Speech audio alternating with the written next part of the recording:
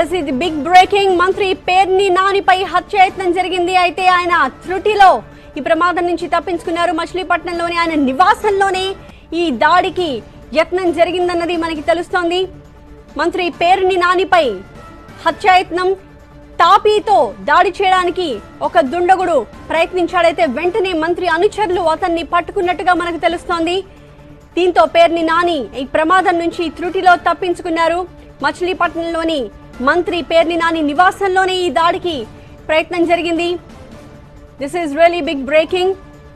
అయితే మంత్రిపై దాడి చేసిన ఆ వ్యక్తి ఎవరు, ఎందుకు అతను ఇటువంటి ప్రయత్నం చేశాడనేది మా ప్రతినిధి బాబీ వివరిస్తారు. బాబీ, ఎవరతను, అతన్ని పట్టుకోగలిగారు? అతను ఎవరు? ఇంట్లోనే దాడి జరిగింది అంటే అతను లోపలికి ఎలా రాగలిగాడు?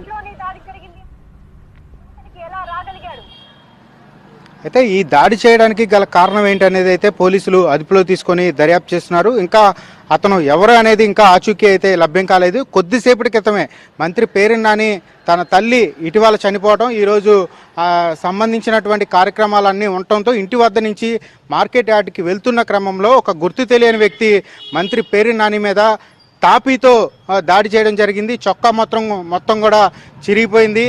వెంటనే అక్కడ ఉన్నటువంటి అతన్ని వెంటనే అదుపులోకి తీసుకొని పోలీసులకు అప్పగించారు. వెంటనే పోలీసులు కూడా అతన్ని అదుపులోకి తీసుకొని మొత్తం అసలు దీనికి సంబంధించి కారణాలు ఏంటి అనేది రాబట్టే ప్రయత్నం అయితే చేస్తున్నారు. మంత్రి పేర్ని నానికైతే పెద్ద ప్రమాదమే తప్పిందని చెప్పాలి. ఎంత దారుణానికి ఒడికడతారని చెప్పని ఎవరు ఊహించలేదు.